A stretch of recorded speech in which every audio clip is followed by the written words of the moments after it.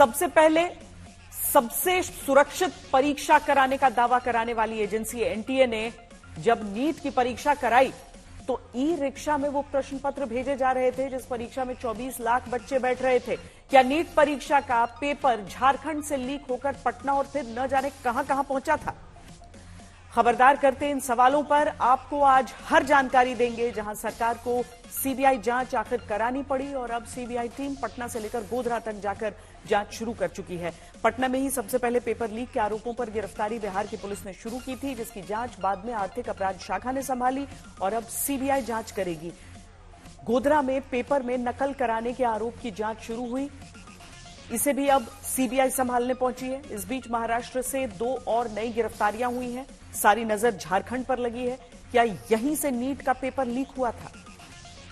NEET की परीक्षा 5 मई को हुई थी, लेकिन बिहार की आर्थिक अपराध शाखा ने जो जांच पहले शुरू की उसमें दावा है कि पहले ही पेपर लीक होकर फैल गया, जिसमें सीबीआई की इन्वेस्टिगेशन से पहले बिहार की ईओयू टीम ने जले हुए प्रश्न पत्र का मिलान जब 25 दिन बाद एनटीए से मिले मूल प्रश्न पत्र से किया तो दावा है कि जांच में बड़ी कामयाबी मिली।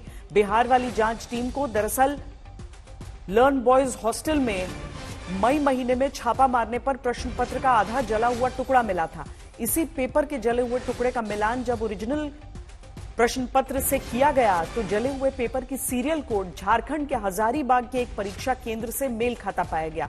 शुरुआती जांच में प्रश्न पत्र की पैकिंग में छेड़छाड़ का दावा है, जिसकी निश्चित रूप से जांच अब सीबीआई की टीम करेगी, जो आज पटना की ईओयू ऑफिस पहुंच गई। ईओयू से अब तक की जांच को लेकर जानकारी सीबीआई की टीम ने लेना शुरू कर दिया है।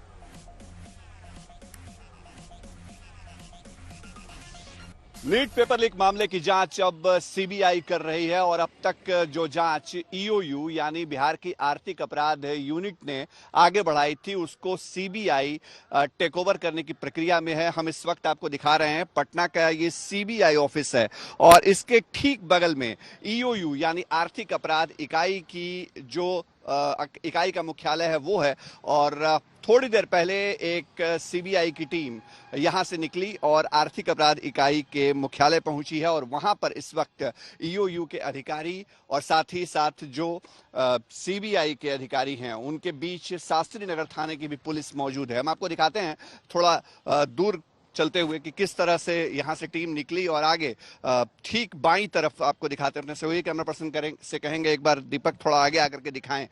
महज चंद कदमों के फासले पर जो आर्थिक अपराध इकाई है उसका दफ्तर है और यहां पर इस वक्त सीबीआई की टीम मौजूद है, साथ ही साथ ईओयू के जो अधिकारी जांच से जुड़े रहे वो मौजूद हैं और उन सभी की मौजूदगी में शास्त्री नगर थाने की भी पुलिस पहुंची है, जहां सबसे पहला जो मामला है वो दर्ज किया गया था 5 मई को, जब पहली दफे पेपर लीक से जुड़े माफिया पर नकेल कसी गई थी। और इस वक्त यहाँ हलचल है क्योंकि जो जांच अब तक ईओयू ने आगे बढ़ाई है वो जांच अब सीबीआई आगे बढ़ाने वाली है। सीबीआई यहां ईओयू की टीम से पूरी जानकारी ले रही है। सहयोगी कैमरा पर्सन दीपक कुमार के साथ शशि भूषण, आज तक पटना। जानते हैं कि इस पूरे मामले में अभी तक जांच किस ओर इशारा कर रही है। हमारे साथ शशि भूषण सीधे पटना से जुड़ रहे हैं। शशि, दरअसल एक तो सीबीआई हैंडओवर लेगी पूरे मामले का, दूसरा जो सभी लोग जानना चाहते हैं कि यह केवल एक लोकलाइज्ड पेपर लीक था या फिर यहां से आगे तक पहुंचा था। क्या जांच में इस बात के अलावा कि कहां से लीक हुआ पेपर, जिसका मिलान झारखंड के सेंटर से हुआ, क्या यह भी एजेंडा पर है प्रमुख तौर पर कि पता किया जाए कि यहां से आगे गया या नहीं और उसे किस तरीके से संभव किया जा सकता है?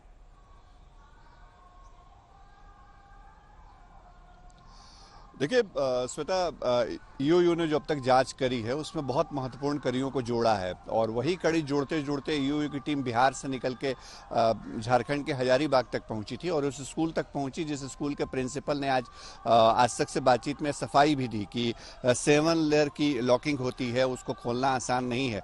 और सबसे महत्वपूर्ण बात जो वहां से जानकारी सामने आई कि 7 लेयर में से 6 लेयर जो है वो टेम्पर्ड नहीं थे और सबसे जो अंतिम लेयर था 7वां लेयर, जिसके नीचे जो है वो ओएमआर सीट होती है, जो बुकलेट और जिसको आप क्वेश्चन पेपर आंसर पेपर जो भी कह लीजिए, वो चीज थी और वो अंतिम लेयर पर ही कहीं ना कहीं डाउट भी है।